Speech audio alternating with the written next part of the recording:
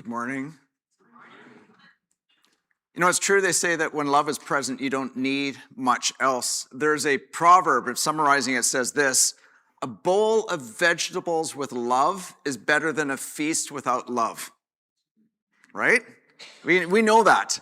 You can gather around the most expensive meal, but if it's a room without love, doesn't matter how expansive the feast is, the gathering leaves a bad taste in your mouth. You can gather around the simplest of meals. And if it's a room with love, it doesn't matter how simple the food is. The gathering leaves a good taste in your mouth. I was almost finished seminary, which is the place where it's like pastor school. They churn out pastors. And I got a call to preach at a church. They were looking for a new pastor. It was going to be a meal after the service, which was exciting because we were starving students. Kind of a meet and greet. And I said, of course, this is exciting. I said, yes, I'll be there. So we loaded our family up and we drove out to this church, and I preached a sermon that I don't remember much about. But I do remember some things. I remember the lunch afterwards in the multi-purpose room that they had this spread set up. It was quite a spread. There were casseroles. There were church sandwiches, spirals. I don't know how they do it. You know the ones I mean? And it's like they didn't know where to put this, but also the Jell-O casserole with carrots and pineapple, somewhere between the dessert section and the casserole section. Made my eyes pop for a starving student, something that I even may have tried that creation. I was thinking, this is looking good. I hope my sermon was okay. One of the leaders came up to me as I was eating and started talking to me and told me their pastor was on holidays. But while he was away, they wanted to try out some new pastors, do a bit of a test drive. There was no search committee. The pastor didn't even know what was going on. And I realized I was in a divided room. There were power plays and deals being made, and it made my head spin. And I expressed a tiny bit of hesitation and reservations and concern, and we left that place as fast as we could. And despite all the food that was set out, it left a bad taste in my mouth. That church is no longer in existence. Some of us may have memories of church or experience of church like that. Church as a divided room, where love seems to be the missing ingredient in the meal. You can talk about love. You can have statements about love. You can have a theology of love. But without love as the main ingredient, it doesn't matter. When love is present, you don't need much else, just a few vegetables, which makes all the vegans in the crowd happy. But without love, you can have a feast, you can have all the food you want, and it leaves a bad taste in your mouth. Today, as we continue in our series, A New Way, about how Jesus is making all things new, we're looking at John chapter 13. And I want to focus on this question. What do we do when the church feels like a divided room? What do we do? In John 13, we find Jesus in a room where love is present. And the meal is simple. It's just a simple meal. It would have been probably vegetables, of course. There would have been vegetables, maybe some fish, some bread. Definitely there was bread and wine, maybe some dates. And the 12 would have been gathered around the table talking excitedly, just happy to be in each other's presence, I think. You know, sharing a meal with close friends is always fun. There would have been conversations, you know, how it begins, and then there's two people talking, and then two people talking, cross conversations. Suddenly it becomes hard to hear. There's leaning together and laughing, all these things going on. It's a simple meal where love was present. John chapter 13, verse 1, I think gives us a hint about what's going on and what's important in this chapter. It says this, speaking of Jesus, he had loved his disciples during his ministry on earth, and now he loved them to the very end. Love is in the room, and Jesus is going to show them what love really looks like. So they're eating this meal with all this joy, but in the very middle of the meal, you know that place where you're not fully hungry anymore, but you still want to eat more? The best place of the meal where you just want to tuck in? This is where Jesus decides to interrupt them. He gets up from the table, takes off his robe, and wraps a towel around his waist. Conversations die down. They're watching him, wondering what he's doing. And he pours water into a basin and starts to wash the disciples' feet. You do that in the middle of any meal and you get people's attention. Right in the middle of a meal? It's a weird, it's supposed to be done before the meal. That's kind of weird. In the middle of the meal? Washing feet was a pre-dinner ritual in this culture. People had filthy feet. You walk around all day in dusty streets in Crocs, your feet are going to be dark and smell like vinegar. I guarantee it. Too visual? I'm sorry. It's supposed to be done before the meal. It's like telling people to wash their hands in the middle of the meal. You wash your hands before the meal, not in the middle of the meal. So in this culture, they wash their feet before the meal because they want to be clean. They want to be relaxed. And they're ready to eat when they do that. But Jesus does this in the middle of the meal. It was an intentional move. It was a statement. It's made to make what he was doing stand out all the more. Everyone in the room knew whose job it was to wash the feet. It was the lowest status person in the room, the servant. Not the Messiah, not their leader. That's not who washes the feet. So I think the forks dropped and conversation stopped and the atmosphere changed and it became kind of awkward and serious. And there was some protest. Peter protested. But Jesus wanted to show them what love looked like. And this is what it looked like. He took from them something of the head, the ears, something that belongs up there with love, and he made it something of the hands and the feet. So after the protests die down, they start to get it, I think, and he says to them in verse 14, "And since I, your Lord and teacher, have washed your feet, you ought to wash each other's feet. I have given you an example to follow. Do as I have done to you." This is what love looks like. It shows up in a room and doesn't try to take the top spot. Love becomes more than an idea. It becomes more than just words that are spoken. It moves from thoughts and words spoken to hands and feet and actions taken. When Jesus finished washing their feet, he sat down, and love was in that room. It was a simple meal, and it was a profound lesson. They returned to their half-finished plates and their conversation that was interrupted in the middle of sentences. But Jesus wasn't finished. He said, "One of you will betray me." It's like, boom, he launches a grenade into the room during this dinner. One of you will betray me.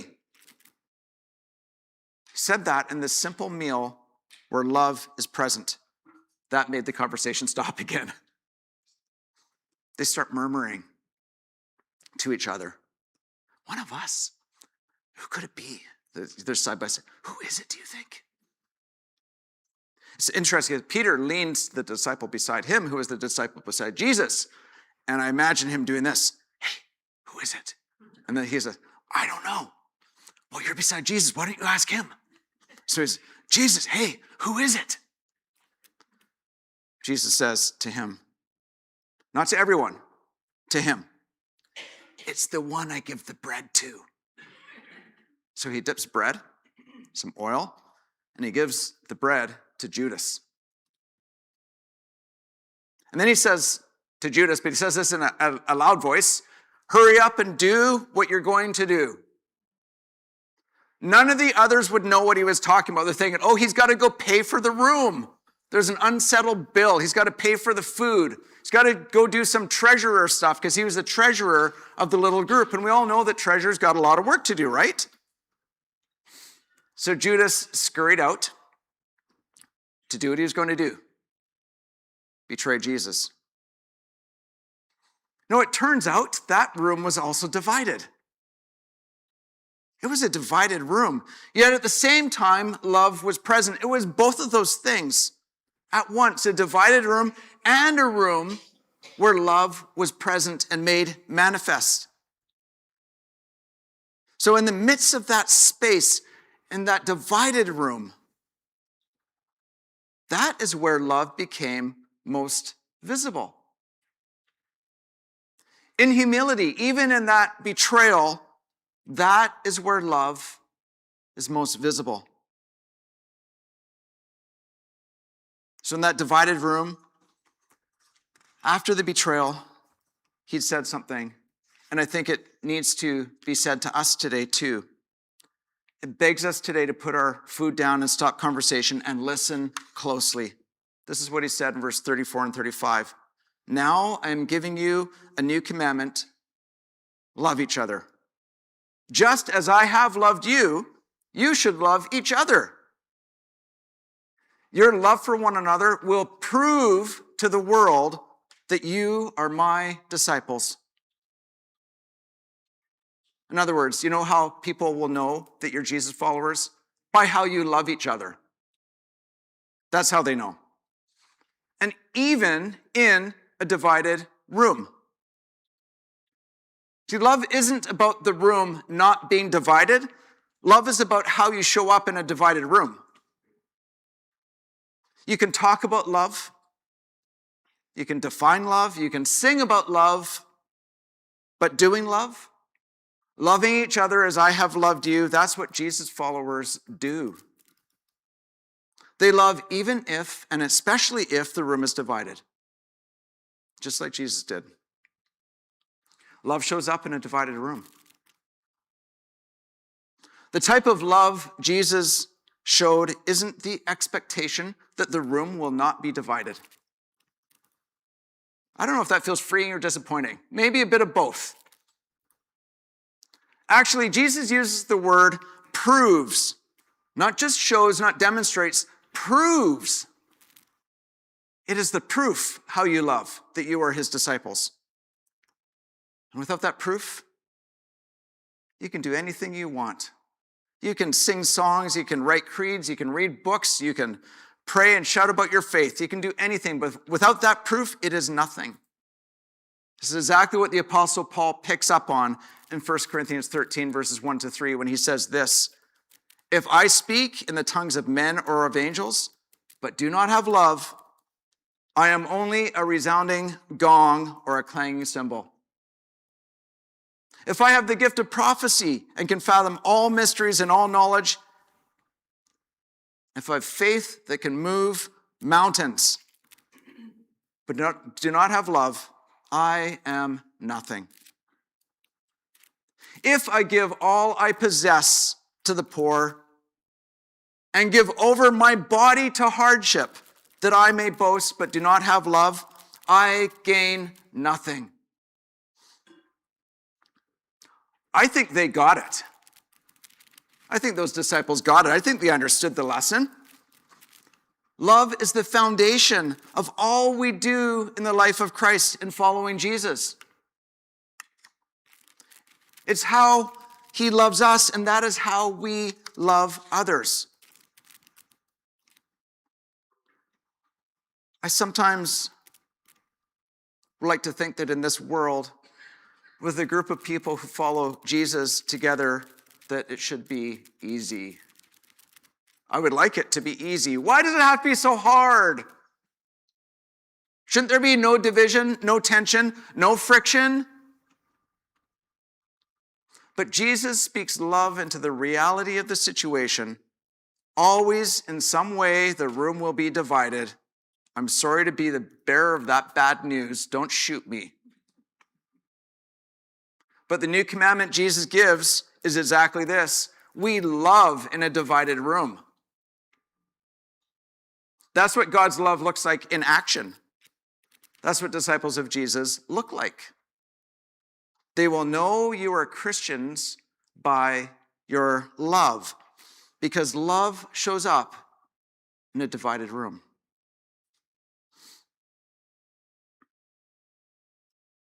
I want to voice something that we already know. If you are looking for the perfect church, welcome to First Baptist Kelowna. Sorry, that slipped out. If you are looking for the perfect church with no division, no tension, no friction, where it's easy to love, you are searching for something that does not exist. Jesus said in Matthew 5 in the Sermon on the Mount, if you only love those who love you, even the worst of the worst can do that. Love is more than that. The distinctive of Jesus, the love he shows us, is love that shows up in a divided room. And there, that is where love is most visible. They will know you are Christians by your love. And Jesus showed up and showed what love looked like in that room all the way to the cross. Jesus is making all things new. And in Jesus, that newness is displayed by the church and how we love each other. And the all things new, loving each other that way, is not easy. When your feet say, I want to run away, and your hands say, I want to stop reaching out, it's exactly where Jesus' love is displayed. How we love points to who he is. It is sad that that church died. That little church that had the Jell-O salad and all that, so we're clear what church I'm talking about. But the problem wasn't that the church was divided. It wasn't a problem that the room was divided. Not that people were arguing. It wasn't a problem that people were being human. The problem was there was an absence of love. A bowl of vegetables with love is better than a feast with no love. When love is present, you don't need much else. Jesus is telling us something similar to that proverb. Better is a church with love that is divided than a perfect church without love. What do we do when the church feels like a divided room? That's where love shows up and does its best work, when the church is a divided room. Jesus' followers put their hands and feet to actions of love and prove to the world that they are followers of Jesus. The world doesn't need to see perfect churches. The world needs to see imperfect people that love each other anyway. So Jesus' meal with his Jesus' meal with his disciples tells us this. Love always needs to be the main ingredient. Without love, you are nothing. But love, that shows up in a divided room, and that proves that we are his disciples.